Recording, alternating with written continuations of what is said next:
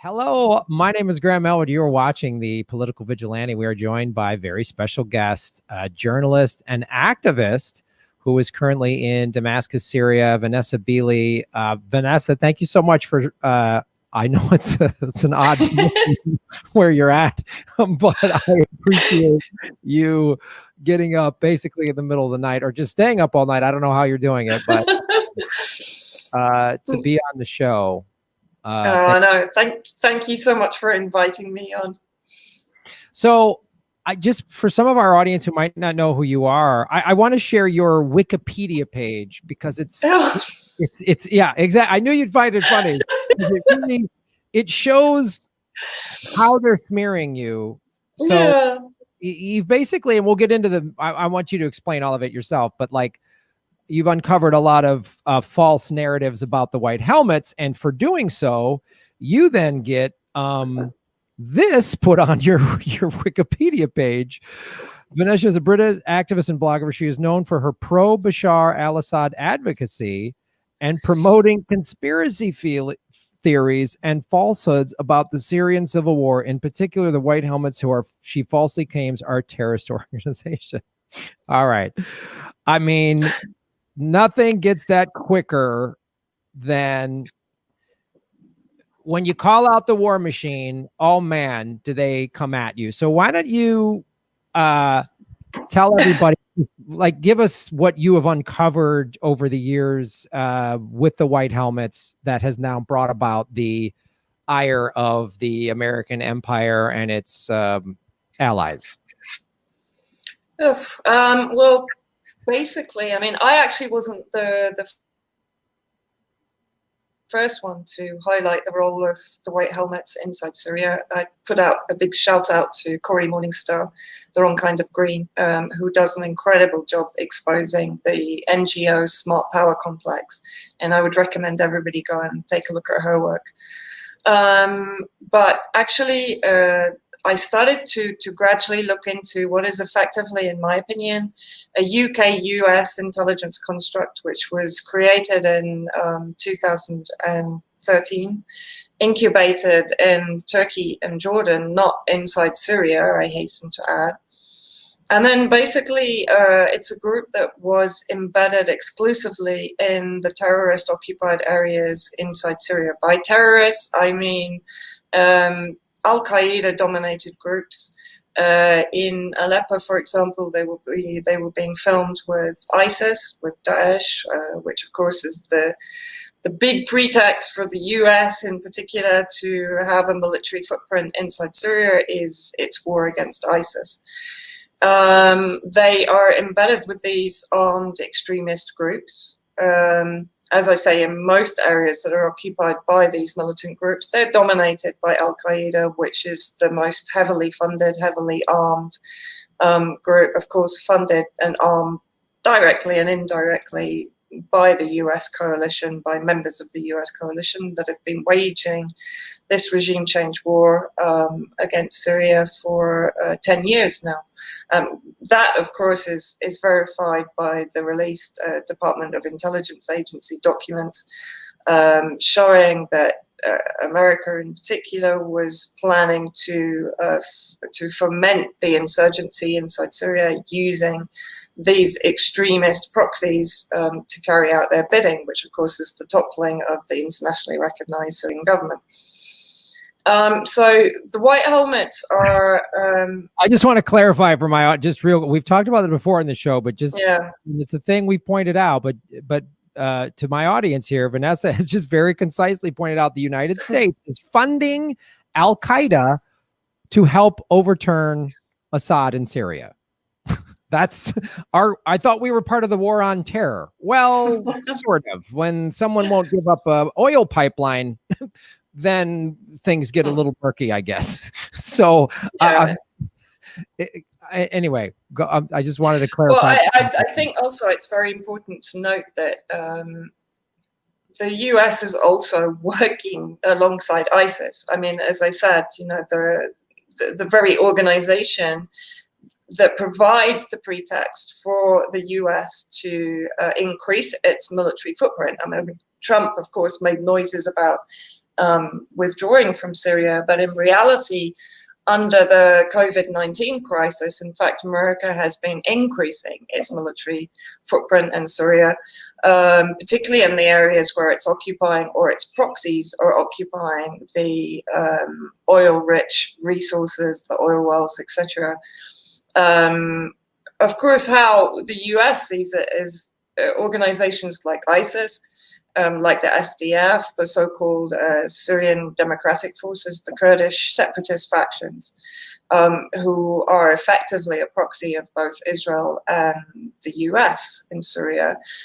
These organizations are using the oil as revenue. So they're basically stealing it, they're taking it into Turkey in particular, and which is from there it's being sold on to Israel in reality. So the US is effectively using Syrian oil to provide revenue for its proxies. So they don't have to pay ISIS and the SDF to do what they're doing, because they're taking millions, if not billions, in oil revenue. So this is an important factor in this entire narrative, of course. You know, that the US is there in Syria to effectively wage this war against ISIS. The Al-Tanif base in the southeast of Syria is right next door to, people may have heard of the Rukban refugee camp, because the US uses that as a sort of humanitarian narrative, misleading narrative. The Rukban camp is a refugee camp, but it's a refugee camp which is dominant, which is controlled and occupied by extremist groups, which include ISIS. Arms are being funneled into that camp through Jordan. Every SIM card in that camp is American, by the way. So the US military in Al-Tanif can keep track basically on what's happening inside the camp. It's a recruitment center for these extremist groups. America has a 25-kilometer radius around the camp where Syria and Russia, which by the way is an invited ally of Syria, are not able to enter.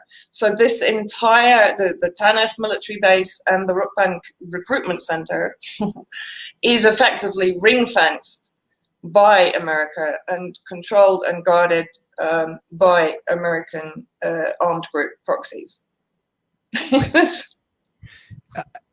Yeah, and it's like, it's another reason why the Democrats will never go against Trump for his failed campaign promises of like, he's going to pull us out, and even talked about it like last year, he's going to get out of Syria. The Democrats will never go after him for this, because they're like, well, no, that's actually, we're okay with him keeping all of this military and stuff in there, because both parties in this country are all for war. I mean, it's, well, and Kerry, I mean, if we go back to September 2016, Kerry participated in a closed session in the UN, during which he spoke with the leader of the White Helmets, Raid Saleh. And during that meeting, he effectively, I can't quote him absolutely, you know, correctly, but he basically said they expected ISIS to get strong enough to overthrow the Syrian government. So clearly this is not a statement from a foreign secretary who wants to see the defeat of ISIS. This is from a foreign secretary who basically was hoping that ISIS would storm Damascus, overthrow the government, and enable the US to impose, of course, a regime that would be compliant to US-Israeli policy in the region.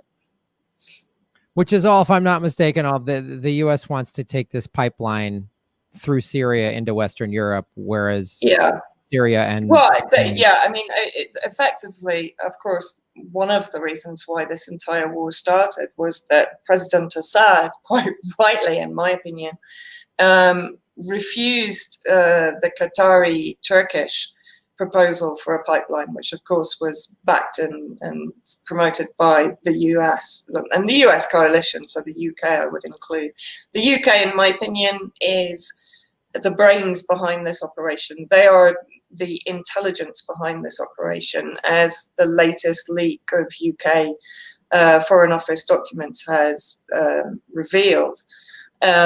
They came out released by Anonymous, same Anonymous that released all the documents about the Integrity Initiative, which was last year. A few weeks ago, they released these leaked UK Foreign Office documents, which show the extent to which British intelligence has been promoting the armed groups, providing media coverage for the armed groups, providing protection for the armed groups through whitewashing them, through various NGOs and organizations that they're funding in order to misrepresent the conflict in Syria and to obviously influence public consensus in order to manufacture consent for further military adventurism in yet another global arena where, of course, they are attempting to destabilize, to foment insurgency.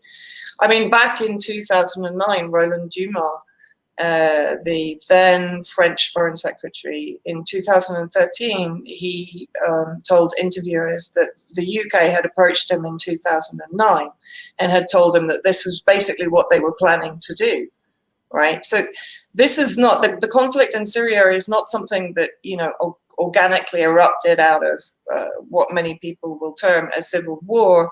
No, I mean this was being planned way back. If you go back to the communications between Bush and Blair in 2003, Blair was very clearly saying, let's try to develop a different relationship with Syria. Let's try and avoid what we had to do in Iraq. Let's try and avoid intervention. Let's try and basically court President Assad, which is what they did.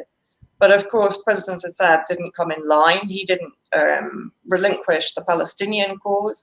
He didn't demand that Hezbollah quit Syrian territory. He refused to break his long-standing defense treaty, basically, with Iran. Of course, he has had the Russian naval base in Tartus for the last 50 plus years, right? And then, of course, he refused the Turkey-Qatar pipeline in favor of the Iranian-Russian pipeline. So all of this was, of course, complete anathema, to the UK-US alliance that had perceived Assad as a potential puppet government that they could manipulate in order to have control of resources and regional territory. Oh, of course. And had Assad said yes, then we'd all love Assad. Then America would say how great he is. Yeah. Well, I mean, that's a good challenge to anyone. Try and find any media that is attacking President Assad prior to 2011. You won't find it. What you will actually find is Tony Blair, for example, nominating him for a knighthood, for an honorary knighthood in 2002. What you will find is American academics such as Professor David Lash writing glowing praise of him in a book that came out just prior to 2011, and then flipping completely post 2011. So, I mean, this is textbook regime change, intervention war that we've been seeing in Syria. It's not a civil war. It's not an organic insurgency. Of course, there is opposition to the government. Of course, I speak to them regularly, and I'm allowed to speak to them, by the way. But they are what I would call the authentic opposition, and they don't take up arms and kill their own people in order to achieve democratic reform. They do it through the proper processes. They do it through parliament. They do it through constitutional measures, and yeah, Syria is an operating state. It hasn't fallen. It hasn't fallen apart through the war. I mean, I would challenge any Western government, any Western state to undergo the 10 years of hell that Syria has undergone. And that includes what I call economic terrorism, the imposition of savage sanctions by the US, UK, which of course, don't affect the state as such, the government. They affect the people. The poorest people in the country are being affected right now. Just to let you know, I have electricity at the moment, but in about an hour and a half, it will go off. I have 9 hours electricity a day. We don't have fuel at the moment. Why? Because the US is occupying all fuel resources, or a couple of other refineries. So we don't have fuel. There are 10-kilometer queues in Damascus for fuel for cars. We don't have gas.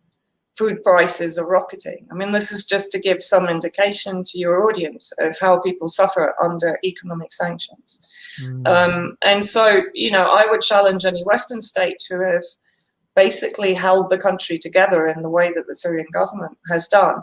And, you know, this isn't about one man. Of course, the PR and the whole military industrial complex love to create these kind of bad guy, good guy narratives that are totally reductionist, but very easy for people to digest, right? So Assad is the bad guy, gassing his own people, killing his own people, bombing his own country, bombing his own infrastructure, hospitals, schools, etc. Right? I mean, why are they rebuilding them if they bomb them in the? I mean, the whole thing is just insane, especially when you're here, you know, and you see how the government is effectively. It's still providing bread to the people. It's still providing salaries. It's still providing civil society aid and sustenance for people. You know, it's extraordinary, the stability that this government has maintained through this war. Whatever you think of them internally, whatever Syrians think of them, I challenge you to go out on the streets of any city in Syria now, particularly those that have been liberated, and speak to people here and say to them, and even if they say to you, yeah, I don't like this government, but don't, like, let's not destate. We can't afford to be unstable right now. You know, we need the stability of this government. So and of course, everything you just said is no, I cannot get any information on that from any American media. It is just impossible. He's a butcher. He's a bad guy. He's this and that. That's all we hear. And so what you're telling is just I'm not sure. And on the one hand, it's shocking, but it's not, because this is what the American government does. I mean, they're doing this similarly to Maduro in Venezuela, because again, Venezuela won't give up their oil. So, Juan Guaido, this CIA puppet just appears out of nowhere, and he's the new leader, and Pelosi and Trump stand and clap for him. it's well, and I mean, and also they've done it previously in Libya and Iraq. Iraq famously, of course, on the back of the dodgy dossier of the weapons of mass destruction. And let's not forget that there is a current dodgy dossier on the Assad chemical weapon attacks. You know, the OPCW has been proven to be corrupt and producing fraudulent reports to retrospectively justify the US, UK, and French unlawful aggression against Syria after this alleged chemical attack. And again, you know, I was in Damascus when this attack happened. And in fact, the day before, I had visited chemical weapon laboratories that were under control of the armed groups, including Jaish al-Islam, which were the governing armed group in Duma, where the chemical weapon attack allegedly took place. Now, I visited those factories, basically producing chemical weapons, producing chlorine bombs and grenades and so on, with CNN's Frederick Pleitgen, right? Because, you know, here media get taken together to various sites, particularly if it's just after liberation, for our own safety. We're taken as a group, which always cracks me up, because when they accuse me of, like, well, yeah, but you go on government organized tours. Well, hold on, CNN and BBC and ITV and all the other media were with me. How come you're not saying the same thing to them, right? So anyway, I went into all these manufacturing sites and weapon dumps and ammunition stores and missile production centers, run by the armed groups and, of course, supplied by the US, the UK, the Gulf states, Israel, Turkey, etc., with Frederick Pleitgen. Now, the really interesting thing, one day after this is when this alleged attack took place. And, of course, the first thing that came into my mind is, well, hold on, the so-called rebels had chemical weapon manufacturing sites there. So surely this should be mentioned. I saw Frederick go live, right? Not one word. Okay, it looks like the Syrian government has yet again gassed their own people. So I went at him on Twitter. Of course, he blocked me immediately everywhere. I was like, hold on. Just yesterday, you were with me in an area right next to the area where this attack has allegedly taken place, right? We even saw cylinders that were exactly the same as the cylinder that was photographed famously having come through the roof and landed on the bed, and the bed didn't collapse and the ornaments didn't fall off the wall, right? And so now, of course, fast forward, of course, at the time, because I was saying this was a fake, this was a staged event, I spoke with civilians in the area, I entered the hospital, all this kind of stuff. And I said, no, come on, this was staged. Nothing happened here. It was not a chemical attack. And this is what I was being told by medical staff, by civilians. I mean, civilians were back out on the streets, setting up little markets, right? If this had been a Syrian attack, they'd be dead, right? So this is the insanity of these narratives. And of course, then everyone started calling me a conspiracy theorist and, you're just a pro-sadist and all this kind of stuff. Fast forward, of course, and now the OPCW experts and analysts have come forward and said, this report doesn't actually represent what we said. We basically said there was no chemical attack. I mean, I'm very much sort of reducing it down, but people can go and read about their statements and their testimony at the Courage Foundation. Grey Zone have been reporting on it. Jose Bustani was supposed to speak at the UN Security Council about a week ago. America and the UK and I think Germany and a number of other countries actually prevented his speaking. So the Russia's presidency of the UN Security Council this month, he had to revert to his national capacity to read out the statement from Bustani, which basically was saying that why is the OPCW not giving airing to the analysts and experts that are questioning and challenging the report, which is effectively saying there was a chemical attack, right?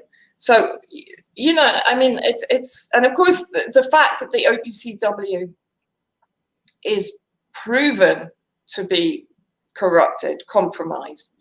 It is funded by the majority of the states that are attempting regime change inside Syria, of course. It also then has to cast serious doubts on previous alleged chemical attacks that were justified or were corroborated by OPCW information. And of course, we come back to the White Helmets, because the White Helmets are the group who, alongside Jaish al-Islam in Douma, produced the images that went viral immediately across all mainstream media, and that are now proved, even by a BBC producer, by the way. Riyam Dalati actually tweeted out that the bodies were rearranged, that this was a staged event, right? So this is a BBC producer that is putting this information out. Of course, he went dark very, very soon after this. He disappeared from Twitter. I think he's back on now. But, the BBC is doubling down on that propaganda. I mean, this is extraordinary. Unlike the weapons of mass destruction, what we're seeing in Syria is the exposure of the entirety of this propaganda campaign against the Syrian government and the Syrian people being exposed real time. It's literally being exposed as it's happening. And yeah, the propaganda machine is so powerful. But more and more people are starting to wake up and come to follow you and shows like mine and stuff like that. But so when you first started covering this, were you working for the BBC, or how did you first start? No, never. No, God, no. I've never, ever worked for a single kind of mainstream outfit. No, I mean, like many of us, really, I guess my I started off as more an activist. I mean, I had a sort of background in Middle East politics through my father, who was a British ambassador and a long time advisor to various governments on Middle East affairs, and who was pro-Palestine for the majority of his career and lectured on the conflict, or rather the occupation of Palestine, even after he retired. So I kind of grew up in that environment. But it wasn't until 2012 that I went to Gaza, Palestine, for the first time. And of course, that's where I met a dear friend and colleague, Eva Bartlett, who is also under attack by the BBC at the moment. And we were both there in November 2012 when Israel started bombing. And basically, you know, my development, if you like, into being a journalist rather than just an activist came from there. And then I started to see what was happening in Syria, and I entered Syria probably, for the first time in July 2016. I had tried previously, but it's quite difficult to get visas, and particularly at the height of the conflict in 2014-15, it was quite difficult to come in.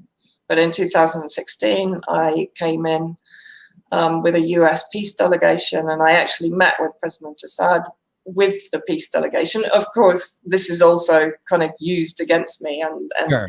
the Times, in fact, published 4 articles on one Sunday attacking myself and the academic working group on Syria, media and propaganda. And of course, they took the photo of me standing next to the president, but I had about 10 members of the US peace delegation standing with us, but they cropped down the photo to just be me and President Assad, none of the members of the peace delegation. You know, I mean, heaven forbid a delegation goes to a war-torn country to actually foster peace. I mean, this appears to be, you know, a crime according to Western media. Well, it's a similar tactic. I mean, when Tulsi Gabbard went there, yeah, exactly, on the Foreign Relations Committee, and she's like, "I'm not in favor of regime change wars." All of a sudden, you know, she loves Russia. God and Russia and bombing and whatever else. She's like, "No, I'm a veteran. I saw friends of mine die in a regime change war in Iraq. I don't want to see this happen again here." They use the same. It's the same playbook. One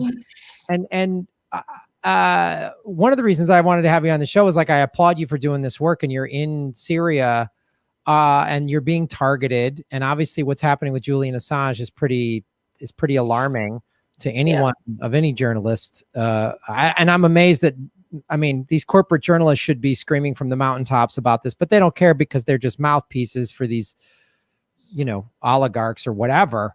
And, you know, it was, I learned about Serena Shim, who uncovered Terrible.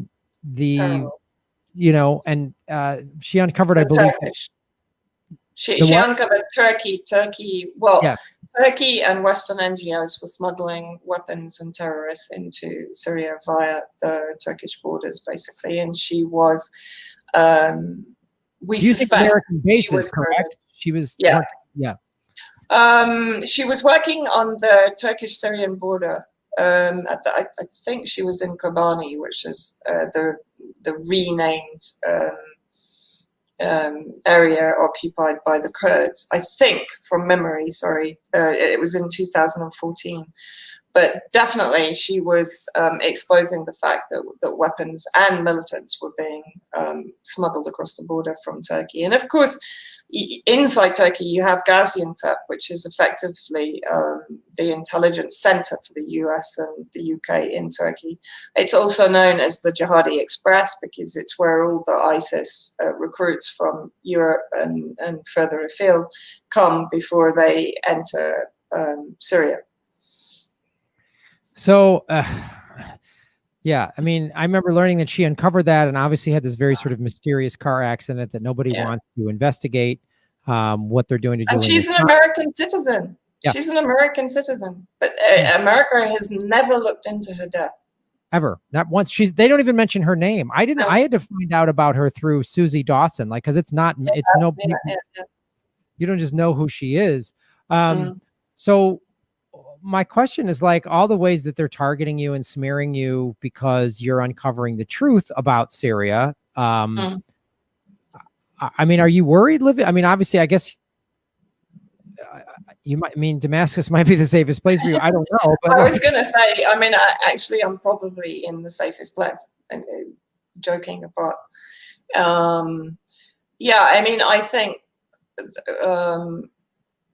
what was so shocking about the recent attack from the BBC, and you know, it's not only myself they've attacked Eva Bartlett, they've attacked Peter Ford, a former UK ambassador to Syria, they've attacked members of the working group, which are mostly academics or scientists, doctors, etc., who form the group. And who have been working on the various propaganda narratives against Syria or exposing them. So it's a blanket attack on anyone who, as you say, has been exposing, in particular, the White Helmets, and in particular, the former British military intelligence officer, James Le Mesurier, who founded the White Helmets and who died in very mysterious circumstances in November 2019. But what is shocking for me is that in my case, the BBC actually issued effectively a legal threat. So they have become the full extension of state power by doing that, because I honestly, historically, can't think of a precedent where a media outfit has threatened legal action. What legal action are they threatening? Well, what they've basically said, I can't remember the exact wording, but what they basically said, they've spoken to a lawyer, and on the basis that I have said publicly, and I will stand by that statement, that the White Helmets are embedded with terrorist groups. The White Helmets provide military intelligence to Al-Qaeda. They provide information on incoming airstrikes by Syria and Russia to Al-Qaeda, right? This is proven through a US State Department-backed surveillance system, HALA systems. They carry arms. There are accusations against them from Syrian people that lived under their occupation of child abduction, of organ trafficking, of torture, of imprisonment, persecution of religious minorities or those that don't comply with Islamist extremism.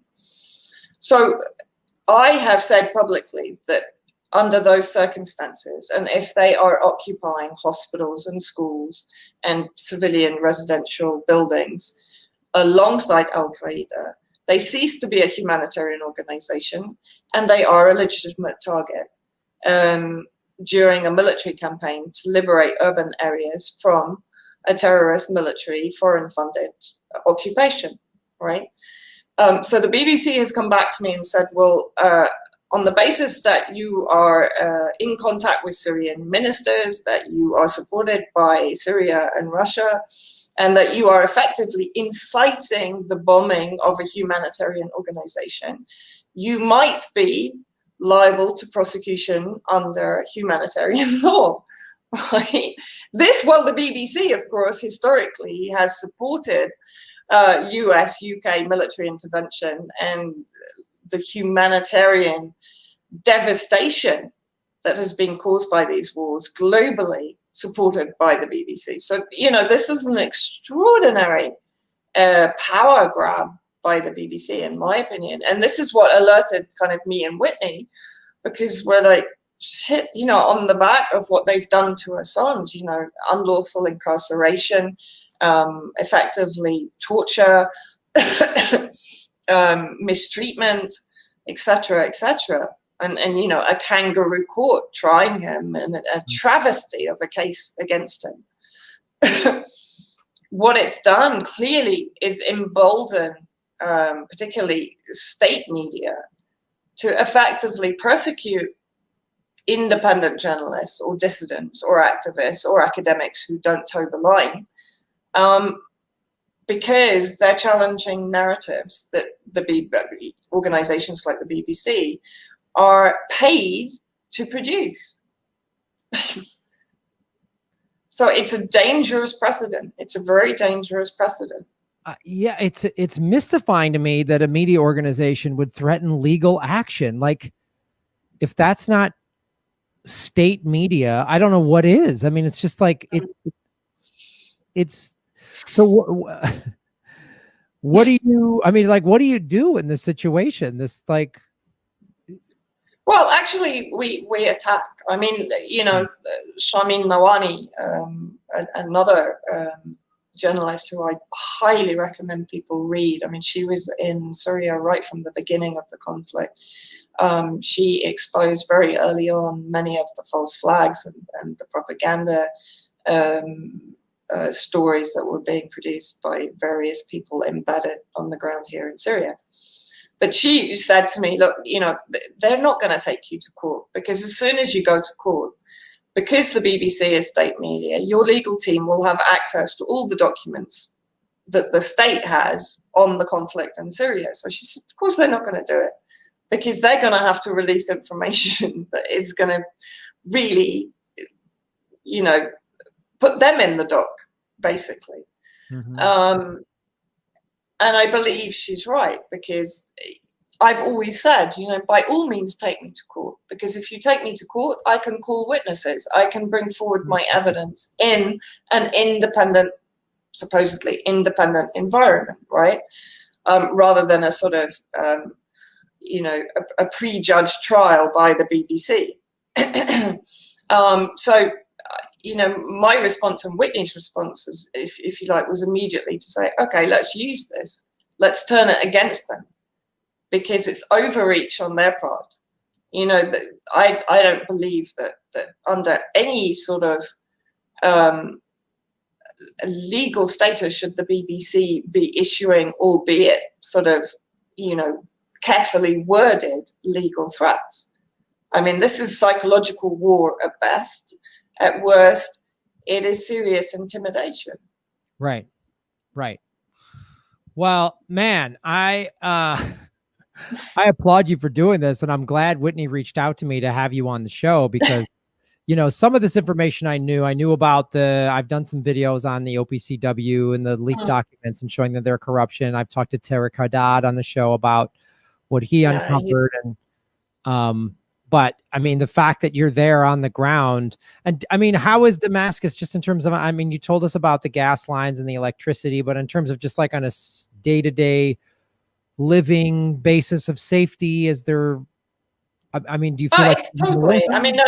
If you came here, you'd kind of say, what war? You know, people go about their business, and they have done since the final liberation of the eastern suburbs of Damascus in March, April 2018, of course, just as the Douma chemical attack happened, or the alleged attack. Since then, basically, all the checkpoints pretty much have been removed. There used to be a lot more military checkpoints, of course, because there was always a threat of suicide bombers coming into the city itself and self-detonating, which did happen while I was here in 2017. They entered the courthouse and detonated and killed a huge number of people. And of course, none of these attacks are really talked about in the West, right? None of the mortar attacks, the tens of thousands of mortars that landed in schools, hospitals, Christian areas of Damascus, they were rarely talked about, you know. And when I used to come, both myself and Eva, we used to stay in the Christian area, Bab Touma, in the old city, which is very close to the areas that were occupied by the terrorist groups. And we regularly used to, you know, get out of the taxi, and the next minute a mortar would fall in Bab Touma Square. This was common occurrence, right? But it was never mentioned, the number of children that lost limbs, arms, legs in these attacks. I was there when they attacked, just as kids were leaving school. and a huge number of kids were killed. One girl lost her legs in that attack. You know, and these attacks were never ever spoken about. But now, if you come to Damascus, I mean, if you go to the old city now, it's almost like you're in Paris or London. I mean, you know, the bars are all open. People are dancing until 3 a.m.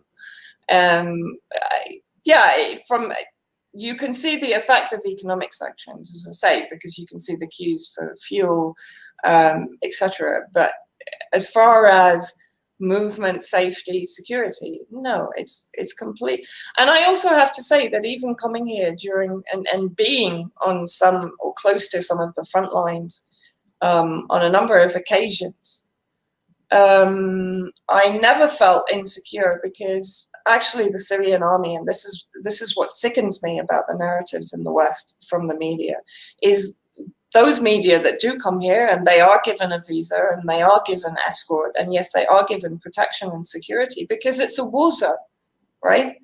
Me personally, I'm really happy the Syrian army is with me. Right. Because there's a strong chance you're going to get targeted. There's a strong chance you're going to get kidnapped. There's a strong chance, you know, there's a number of things that can happen to you. You can stray off into territory which is actually occupied by terrorists. Right, because the proximity, I mean, at one point when I was visiting towns in northern Hama, for example, from a local restaurant, you could see the Nusra Front checkpoints. They were only 200 meters away from me. And the actual Nusra Front encampment was only 500 meters away from me. You could literally see them. If you look through binoculars, you could see Nusra Front moving around. So in my opinion, the Syrian army, and I've seen them put themselves between a journalist and snipers, or between a journalist and incoming fire, right? And the absolute criminal hypocrisy of these media who come and whose lives are protected and saved by the Syrian army, and yet will go away and write about what criminals they are, how they kill their own people, how they rape their own women. East Aleppo, perfect example. During liberation, the UN and Western media was basically saying, oh, the Syrian army is entering these areas and it's raping the women and it's, you know, and I'm standing in the streets where they're claiming this is happening. And I'm seeing the Syrian army break down in tears because they've gone home for the first time in 5 years. And I've seen them carrying old ladies from the top floor with all their baggage and helping them onto the trucks that were taking them out and providing them with hot tea. This makes me, you know, I don't care what people say about, my bias is towards these guys. Why? Because they are conscripts. This isn't some kind of professional army like the mercenaries that the US has sent to massacre Syrian people. These are conscripts, right? Most of them are not professional soldiers. Most of them are just fighting to defend their country, their people, their families, their way of life, their culture, their secular coexistence, which of course the US would see destroyed, right? And an extremist regime put in place because that makes it easier to control. So the army is of the people. The people are of the army. There is not one family in Syria that you can visit that hasn't lost a relative in this war. Not one. Yeah, that's like, yeah, the American media, that is, it is criminal that they're all the stuff that's happening. And I don't think, and the thing is, the American people, because they're so blatantly lied to and they don't know where to get any sort of truth from, don't realize that Americans are backing terrorist organizations that are shooting rockets into Christian neighborhoods. And, you know, like all that stuff you just explained, most Americans go, well, wait a minute, I thought we were fighting terrorism. You know, like, no, we've spent trillions of dollars that all could be spent here in America. And here we are in the middle of a pandemic and we give trillions of dollars to Wall Street and we keep these wars going and these sanctions. And it's just criminal. Like, and most Americans we don't have any idea. We just, oh, it's a Muslim country, they're terrorists. And we don't understand the like you say, the secular divisions and how they were working together. In many of these countries, they've been working together, and the American State Department comes in and makes sure that it's keeps everybody divided. But it's the same thing they're doing here in America. They're keeping us divided so that we don't rise up and get them out of power. Like that's what's going on. Well, Vanessa, tell people where, like, what they can follow, how they can get more information, help your cause, support in whatever way. How can people do that? Well, I have a Patreon account for as long as we're allowed to keep them. Of course, the deplatforming campaign is probably going to gather momentum, as we all know, against dissidents and activists and independent journalists. But I have a Patreon account, and yeah, even $1 a month is a help, you know. I write for obviously Whitney Webb's new website, Unlimited Hangout, The Last American Vagabond, Ryan Christian, who does an amazing job, Mint Press News, RT, of course. So that's it, yeah. And Twitter and Facebook, but Twitter mostly. Okay, cool. Well, we'll look for you on all those platforms, Vanessa, and thank you so much for taking time out of your day or the middle of the night, your early morning, to talk with us. And I really applaud the work that you're doing. So stay safe. Thank you so much for having me on. And by all means, if you uncover some new stuff that you need to get out, you email me whenever they're like, hey, Graham, I want to put this out there. That's what Whitney does. Whitney just reaches out to me and goes, Graham, cool. do thing. And say, all right, you come on. So you got my email, reach out whenever you need to talk about something. We'll have you back on the show for sure.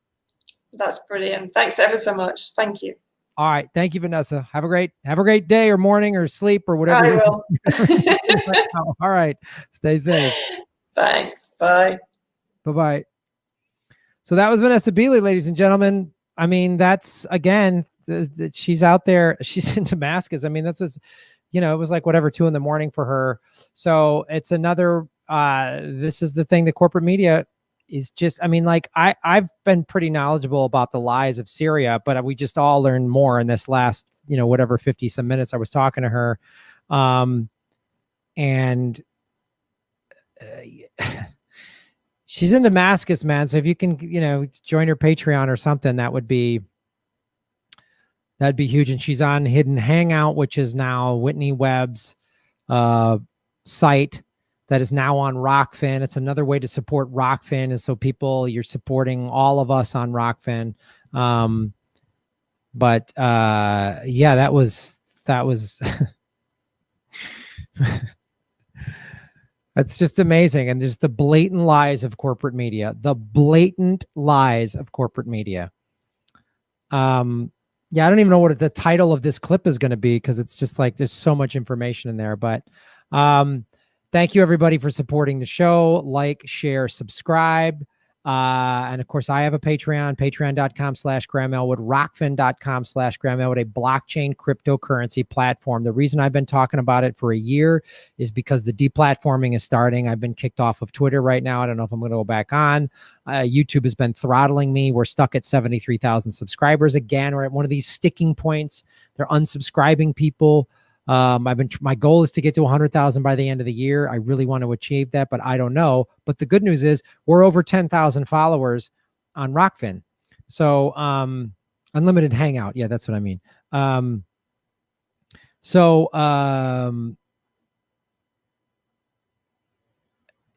mean, this woman is putting her life on the line. She's putting her life on the line. That's what this woman is doing. And she's well aware of, and she's putting her life on the line.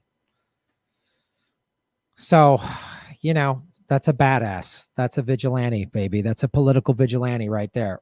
So she's out there making Gotham great again, like on a street level. So, yeah. And I'm going to just keep trying to bring people like that on the show and expose what's going on the best that I can. So yeah, support everything that I'm doing. I have a Bitcoin and Bitcoin Cash and Ethereum wallets. They're all in the show notes on the clips.